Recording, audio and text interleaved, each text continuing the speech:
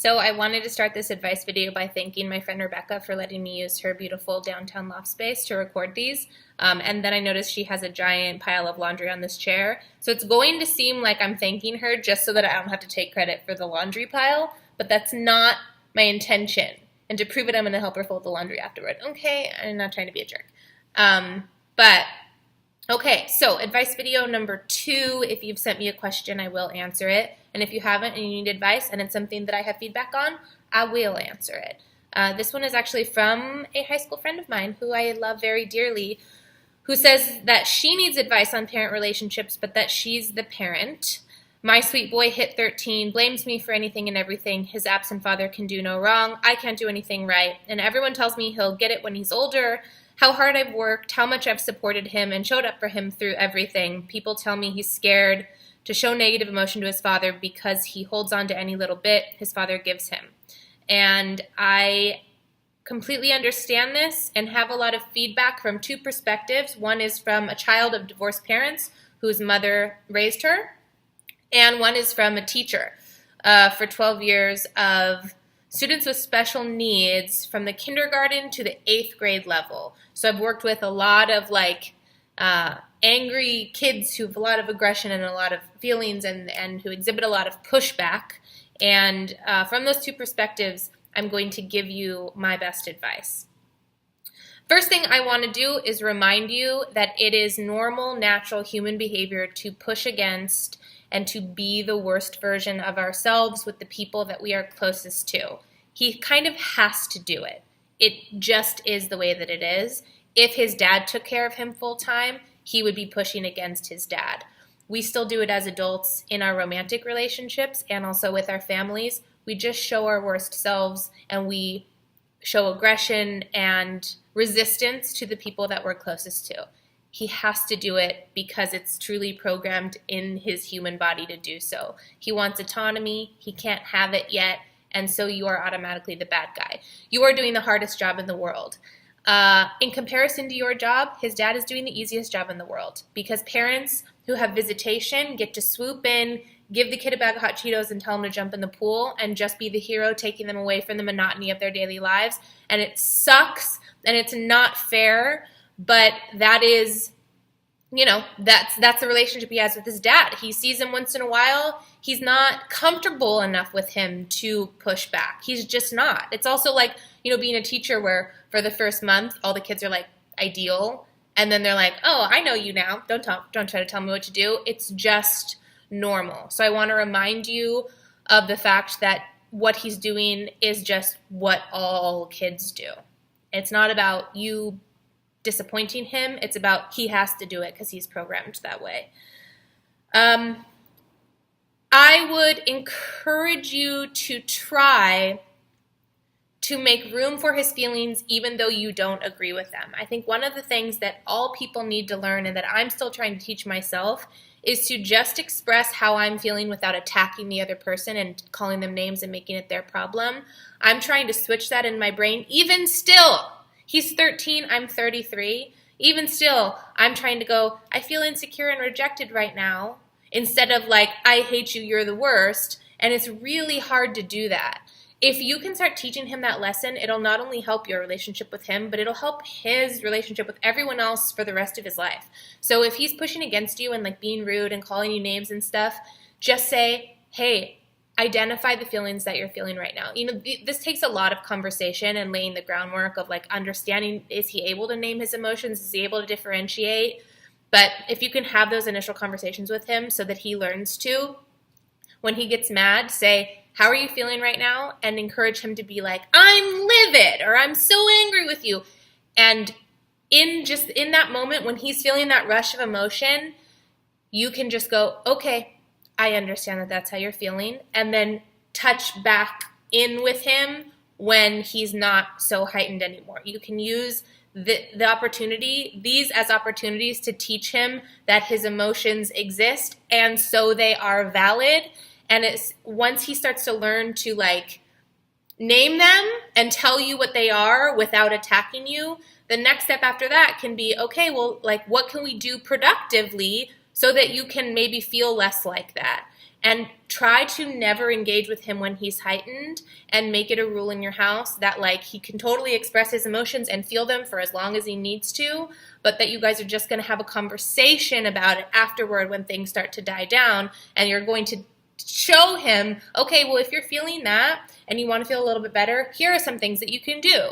Or if you want to express that to me and you want to have a good response from me, here's a way that you can do it.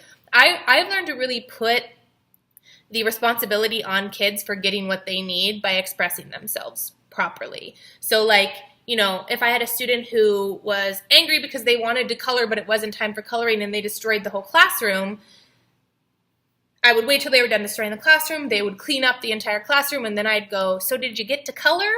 Okay, so how about next time?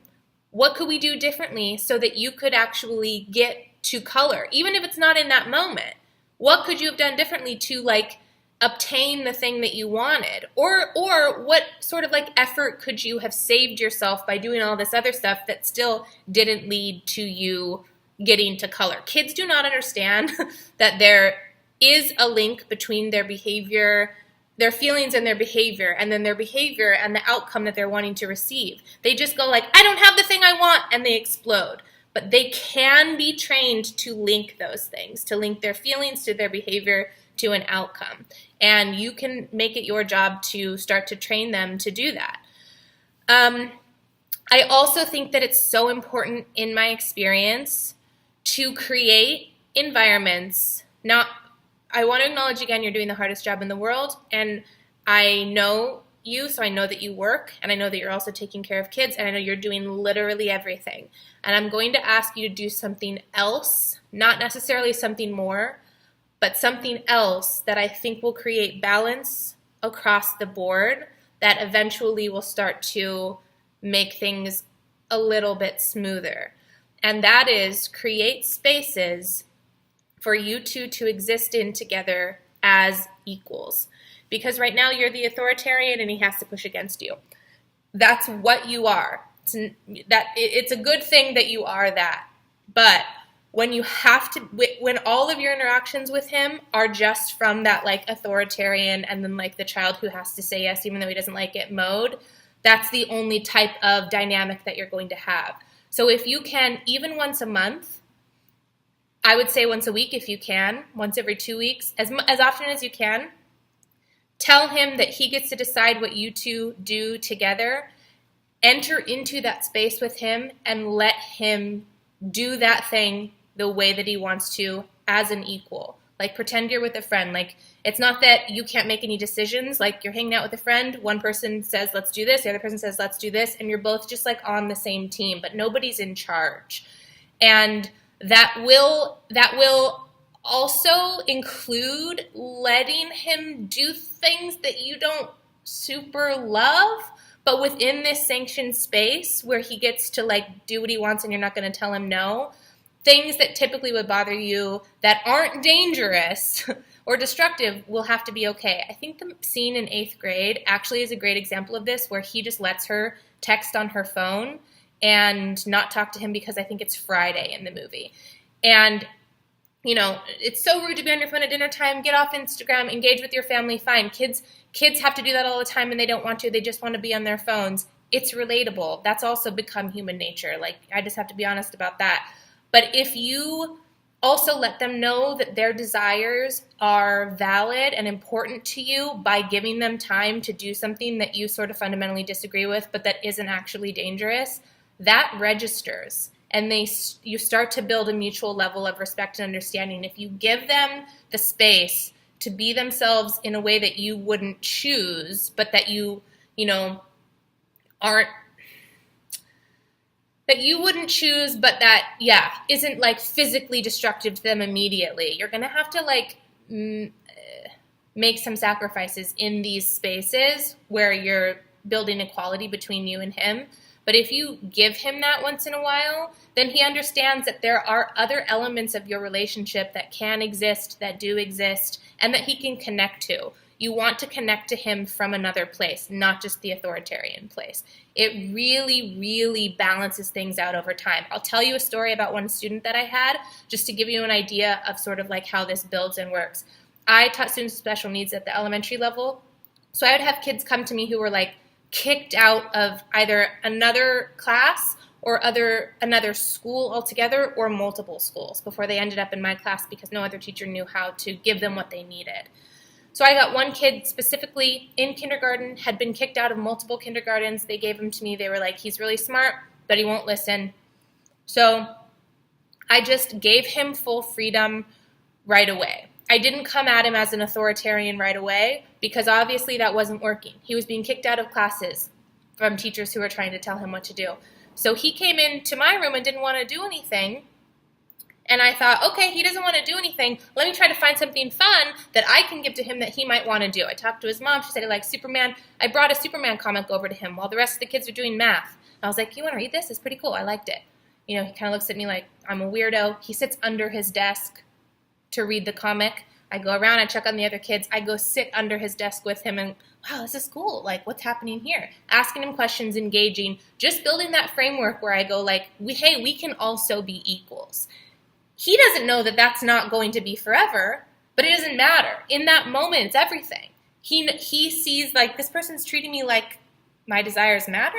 Clearly is something that he was lacking before and really needed. What ends up happening is trust builds, and then he starts to make a decision to engage with the parts of the classroom that exist and that are functioning around him because he wants to. I ended up giving him leadership roles like he would sit down and start doing math, and then he would kind of like not want which was a huge. He was doing nothing, sitting under his desk reading Superman comics, and then he would like elect to sit down and start doing math. Great, huge step. Start doing math. I don't want to do this anymore.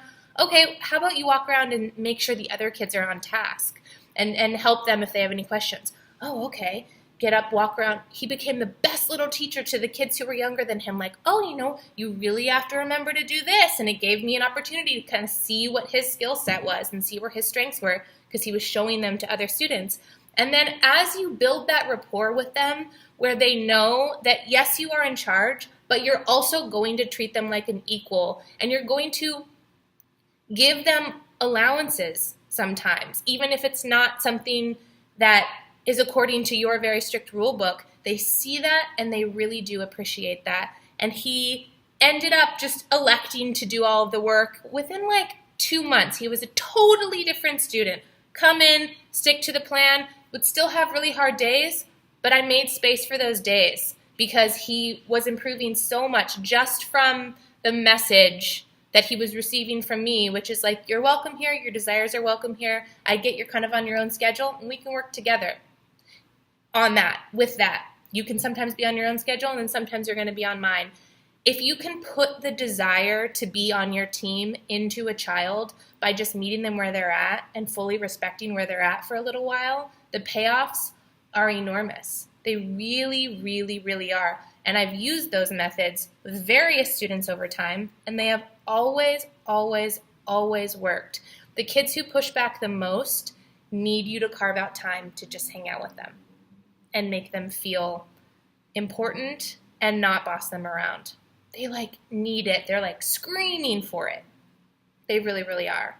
And I also would have to just give you the last example from teaching that I have that I think applies to this. I made so much room for their emotions, and I let them express them fully until they were done, and then I could redirect and teach them like a better way to express their emotions next time. So every year I would have a couple room destroyer kids. They were mad. They didn't want to do the reading, so they destroy the room. Desks go over. Everything comes down off the walls. Things are thrown.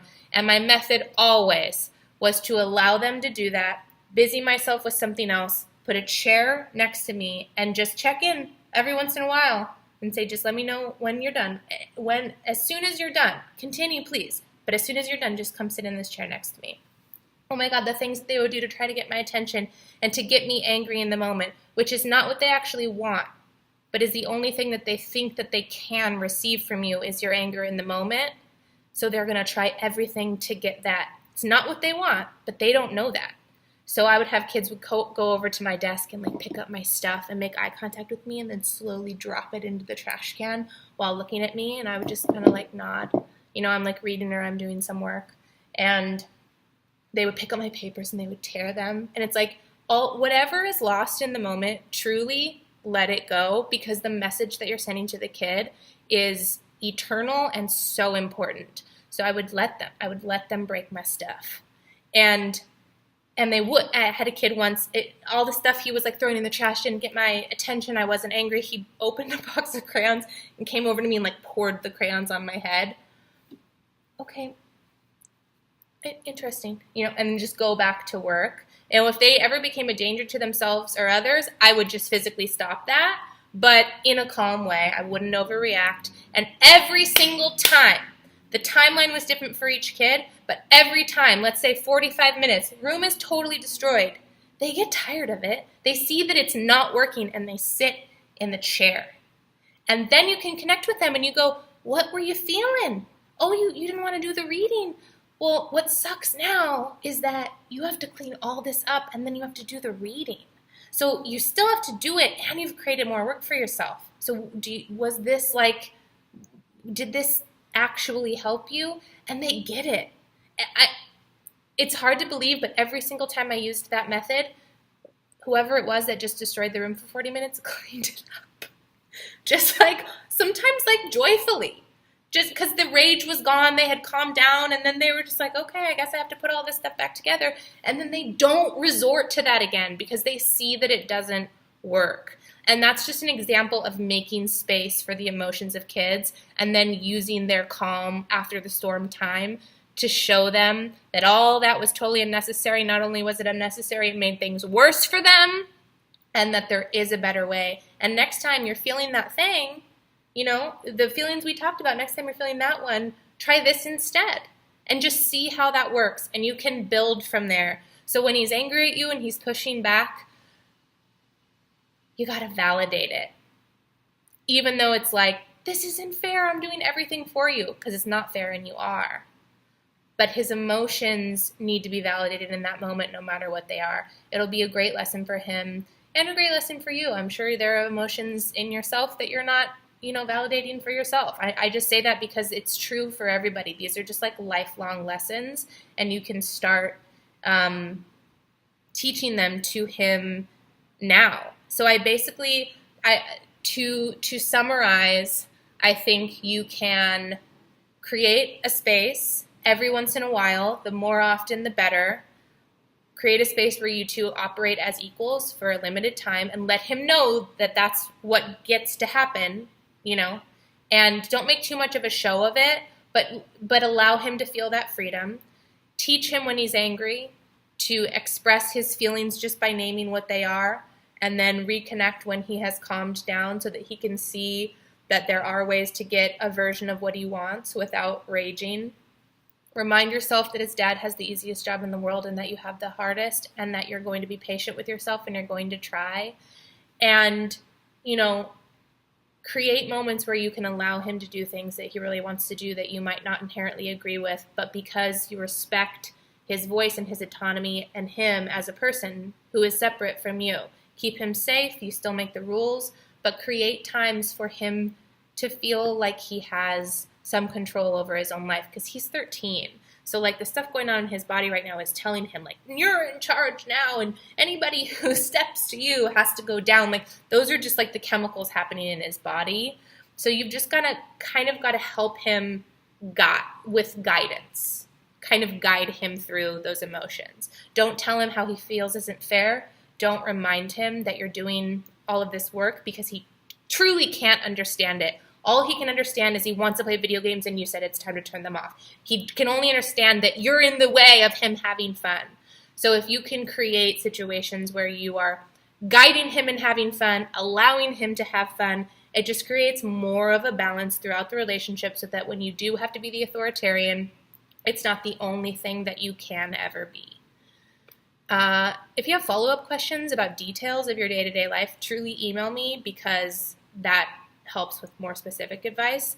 But that's what I've got for you on this topic. I hope that helps.